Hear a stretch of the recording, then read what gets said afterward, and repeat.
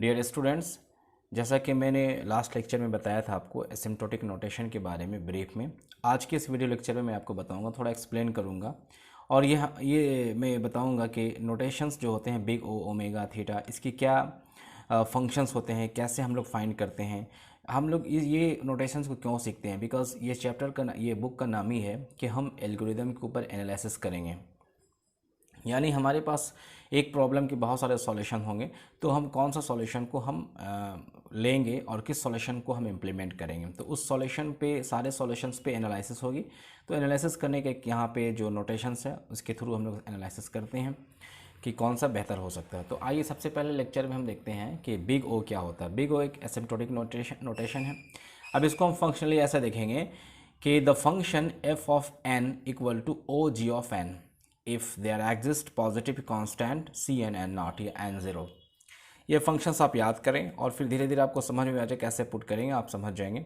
Such that f of n is less than equal to c into g of n for all n is greater than equal to n naught. यहाँ पे जो F of N function है, यहाँ पे जो ये less than और equal to होगा, सी एक कांस्टेंट है और g of n for all n का जो भी वैल्यू होगा वो एन ज़ीरो के बराबर या एन से बड़ा होगा। अब ये फंक्शनली जब हम लोग पढ़ने के बाद इसको देखते हैं छोटा छोटा सा एग्जाम्पल पे यहाँ पे, कि अगर हमने F N equal to 2n+3 लिया, तो अब इसको इस फार्मूला पे रखेंगे, इस फार्मूला पे रखेंगे तो 2n+3 यहाँ रखेंगे। अब ये वाला यहाँ पे आ जाएगा। अब यहाँ पे हम c के वैल्यू क्या रखेंगे और gn का वैल्यू क्या रखेंगे, ताकि हमारा जो ये क्राइटेरिया सेटिस्फाइड हो जाए। तो मान लें हम यहाँ पे 10 क्या हो गया, ten is a constant for c constant का वैल्यू हो गया, और n जो है ये gn का वैल्यू हो गया, और fn का ये हो गया। तो 10 का वैल्यू 10n रखते हैं, तो मान लें अगर n का वैल्यू हमने यहाँ क्या दिखाया 1 से बराबर या 1 से बड़ा, तो n का वैल्यू अगर 1 रखते हैं तो 10 1 जो 1 10 हो जाएगा यहाँ पे। और यहाँ पे अगर n का सेम वैल्यू 1 रखते हैं तो 2 + 3 5, तो कंडीशन सेटिस्फाइड कर रहा है। उसी तरीके से हम 9 भी रखते हैं अगर, तो 9 यहाँ पे c के 10 के जगह 9 रखेंगे तो भी ये सेटिस्फाइड करेगा। आप वैल्यू खुद से पुट करें, चेक कर लें। तो इस तरीके से हम इसको फाइनली इस फंक्शन को यहाँ दिखा सकते हैं कि f of n equal to O of n, f of n equal to big O of n, ये हमारा फंक्शन सेटिस्फाइड हो गया और इसको हम यहाँ दिखा सकते हैं। ठीक है, तो अब हम देखते हैं एक और छोटा सा एग्जांपल देखते हैं। यहाँ पे देखें आप, यहाँ पे हमने लिया है 2n+3 is less than equal to 2n² + 3n²। ये हमारा जो है एफ ऑफ एन है। तो 2n+3, अब 2n और 3n को हम स्क्वायर को जोड़ देंगे तो 5n² हो जाएगा। तो 5n² क्या ये सेटिस्फाइड हो रहा है? यस। देखते हैं n का वैल्यू 1 है, मान लो 1 पुट करते हैं तो 1 स्क्वायर 1 ही होगा, 5 हो जाएगा। और यहाँ पे 2n to 1 2 + 3 5, तो एटलीस्ट ये बराबर तो हो रहा है। तो हम यहाँ दिखा सकते हैं f of n equal to O big O of n square, यानी n भी ले हैं तो n स्क्वायर ये सेटिस्फाइड हो रहा है। आप थोड़ा सा रिकॉल करेंगे जो हमने आपको ऑर्डर बताए थे कि क्या ऑर्डर होते हैं, यानी एफ ऑफ एन का जो फंक्शन उसके लेफ्ट साइड में लोअर बाउंड होते हैं, राइट साइड में अपर बाउंड होते हैं। तो उस बाउंड को अगर आप रिकॉल करेंगे, अभी मैं आपको सारे ऑर्डर्स को भी दिखाएंगे, ठीक है, तो आपको समझ में आ जाएगा कि हम कैसे ऑर्डर्स को पहचानते हैं और बिग ओ के लिए कौन होता है, ओमेगा के लिए कौन होगा और थीटा के लिए कौन होगा। तो ये बिग ओ के हमने आपको बताया। अब इसकी हम लास्ट में इसकी ग्राफ से भी हम इसको देखेंगे। ठीक है, यहाँ पे ये जो ऑर्डर आप देख लें, पहले ये ऑर्डर है, हमने आपको पहले भी बताया था। ये ऑर्डर देखें आप यहाँ पे, जैसे ये एन है, ये एक्चुअल यही एवरेज बाउंड होता है एफ ऑफ एन, और इसके जो नज़दीक ये इसके क्लोजेस्ट होते हैं ये एन लॉग एन है, n² n³ अब देखें, अभी इधर हमने आपको n² करके दिखाया था। तो अगर ये सब वैल्यू आ रहा तो आप ओ वहाँ पे लगा देंगे, और अगर ये सब वैल्यू आ रहा तो आप वहाँ पे ओमेगा लगाएंगे। ठीक है, तो अब यहाँ पे देखें ये एवरेज वन, तो हम यहाँ दिखा सकते हैं f of n equal to n O of n भी हो सकता है, f of n equal to n² भी हो सकता है। उसी तरीके से f of n equal to 2n भी हो सकता है, चूँकि ऑर्डर में राइट साइड में अपर बाउंड में है। ठीक है, तो ये ऑर्डर से देख के अगर आप बनाएंगे तो आपको ईजी लगेगा। नेक्स्ट हम इसको देखते हैं, इसके बाद जो है हमारा टॉपिक है ओमेगा। ठीक है, ओमेगा के सिंबल आपने पहले भी पढ़ा था। ठीक है, तो इसकी फंक्शन भी सेम है, थोड़ा सा यहाँ पे क्राइटेरिया चेंज है, कंडीशन। जैसे the function f of n equal to omega of g of n if there exist positive constant c and n naught such that f of n is greater than equal to c into g of n for all n is greater than equal to n naught. अब आप देखें यहाँ पे जो F of N है ये greater than हो गया, इसके पहले क्या था, इसके पहले लेस देन था। तो अब आपको समझ में आ गया, अगर ये हमारा एक्चुअल फंक्शन था तो इसके राइट साइड में क्या था, जो था अपर बाउंड, इसके लेफ्ट साइड में क्या है, ये लोअर बाउंड है। तो लोअर बाउंड से ये फंक्शन बड़ा होगा, तो वही चीज़ यहाँ बड़ा दिखाया है। तो लोअर बॉन्ड के लिए मैंने आप बताया था आपको ओमेगा यूज़ होता है, और राइट साइड के लिए हमारा जो बिग ओ था तो ये इससे क्या होता है, ये छोटा था। तो इसी तरीके से अगर ऑर्डर आपको याद रहा तो आप इसको इजीली फाइंड कर सकते हैं। तो ये इसका मैथमेटिकल फंक्शंस आप देख लें, ठीक है। अब इसको हम लोग एक एग्जांपल्स पे देखते हैं कैसे इसको फाइंड करते हैं, ठीक है। तो इसके बाद जो हम एग्जांपल दिखाते हैं इसकी, फिर से हमने आपके सामने ऑर्डर, वही ऑर्डर को मैंने यहाँ पे लिखा, आप ऑर्डर को देख लें और समझ लें।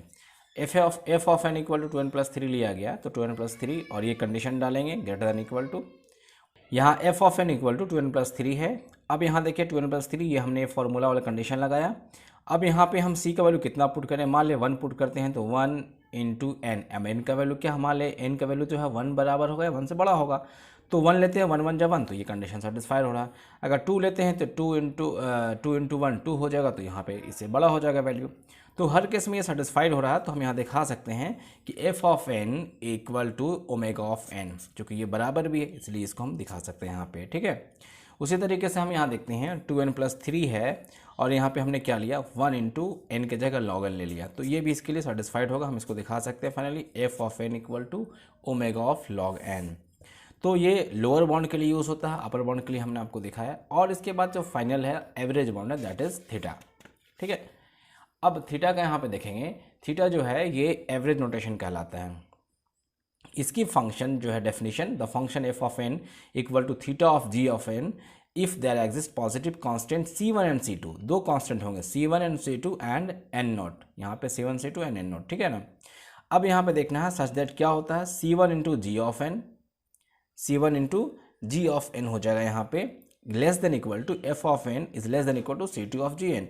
यानी चूंकि ये थीटा एवरेज नोटेशन है, तो राइट साइड वाले से छोटा होगा और लेफ्ट साइड वाले से बड़ा होगा, ठीक है। राइट साइड वाले से जो अपर बॉन्ड है उससे छोटा होगा और जो लोअर बॉन्ड है उससे बड़ा होगा, सिंपल है।